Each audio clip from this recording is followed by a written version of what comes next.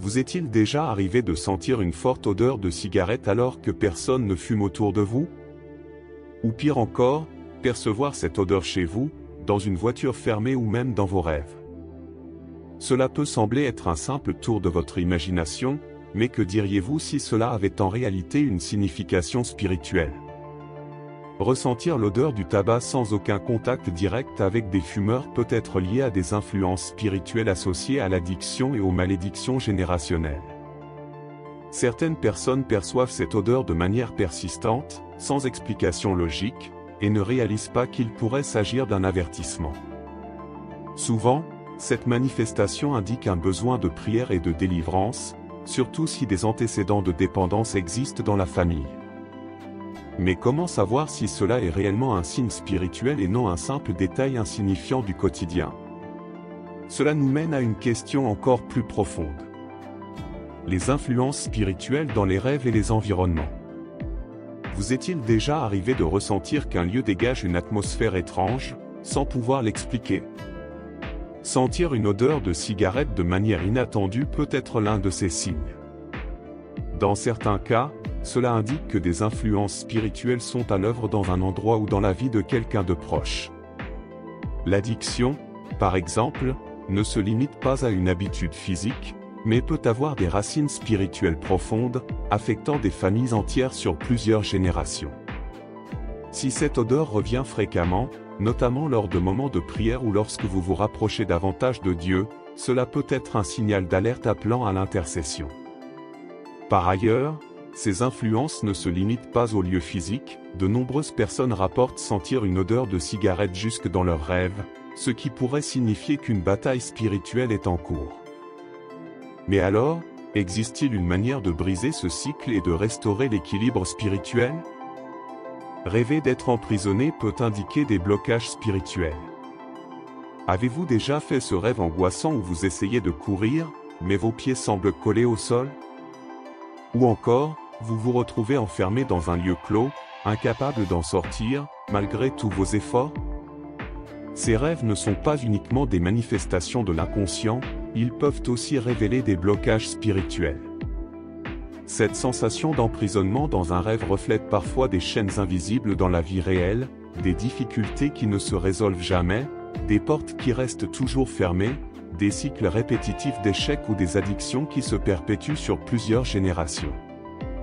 Le plus inquiétant, c'est lorsque ces rêves deviennent récurrents, comme si quelque chose cherchait à vous montrer qu'il existe des chaînes spirituelles qui doivent être brisées. Mais si une prison existe, alors un chemin vers la liberté existe aussi. Quand on parle d'emprisonnement spirituel, il y a une vérité essentielle que nous ne pouvons ignorer: Christ nous a déjà offert la clé de la délivrance. Jean 3h16 nous rappelle que Dieu nous a donné son Fils afin que nous ayons la vie éternelle et que nous soyons sauvés des ténèbres. Mais vivons-nous réellement cette liberté? Bien souvent, les chaînes invisibles de la vie empêchent une personne de goûter pleinement à cette promesse. Certains portent des malédictions générationnelles, luttent contre des addictions persistantes ou font face à des combats spirituels interminables. Pourtant, la parole de Dieu enseigne que personne n'a besoin de rester prisonnier. La vraie question est donc, comment identifier ces influences et agir contre elles? C'est ici qu'intervient le discernement spirituel. Les malédictions familiales et l'ADN spirituel.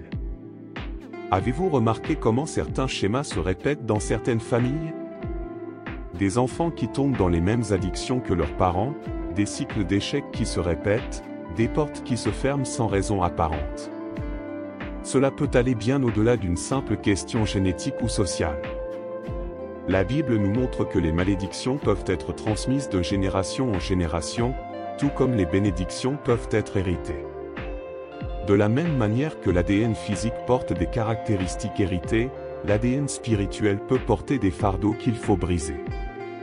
Sentir une odeur de cigarette sans explication peut être le reflet de ces influences spirituelles, un signal indiquant que quelque chose doit être traité et coupé à la racine.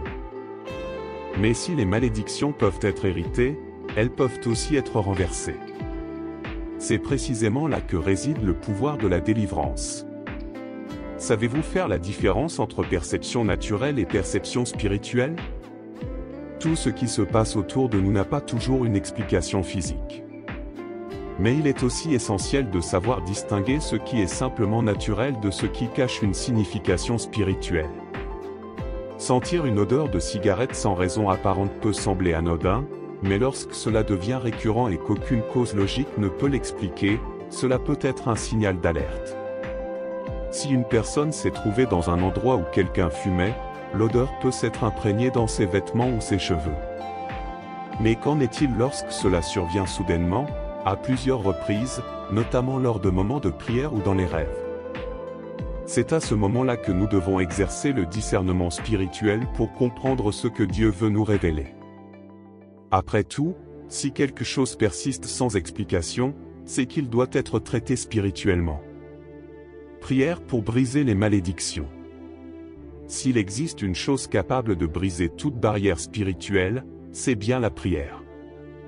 Beaucoup de personnes portent des fardeaux qu'elles n'ont pas choisis, mais qui se répètent depuis des générations: addiction, cycle d'échecs, perturbations spirituelles.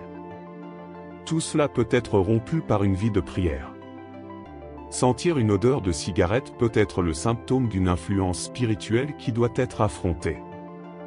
Il ne s'agit pas d'avoir peur, mais d'agir, proclamer la délivrance sur sa propre vie et sur sa famille. La prière est la clé qui ferme les portes ouvertes par le passé et qui ouvre le chemin vers une nouvelle histoire. Mais pour que cette délivrance soit complète, il faut plus que de simples paroles. Faites un rituel de prière et d'intercession spirituelle. La délivrance ne se produit pas par hasard, elle exige une prise de position ferme.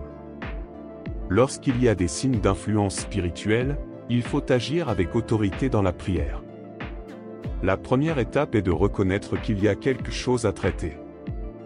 Ensuite, il est essentiel de prier avec un objectif précis, en demandant à Dieu de révéler la racine du problème et d'apporter la délivrance. Prier seul est puissant, mais lorsque l'intercession est collective avec la famille, des leaders spirituels ou des frères et sœurs dans la foi, l'impact est encore plus grand.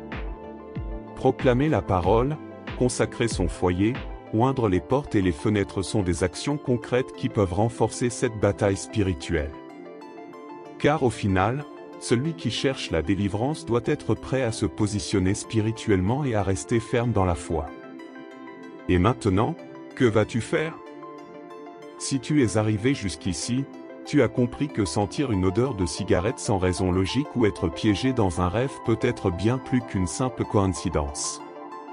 Cela peut être un signal, un appel à prêter attention à ce qui se passe autour de toi et en toi. Mais voici la partie la plus importante: que vas-tu faire de ce savoir? Vas-tu l'ignorer et continuer comme si de rien n'était? Ou vas-tu agir, chercher le discernement spirituel et, surtout, prier pour briser toute influence négative sur ta vie et ta famille? La décision est entre tes mains. Si ce message t'a parlé, partage ton expérience dans les commentaires et abonne-toi à la chaîne.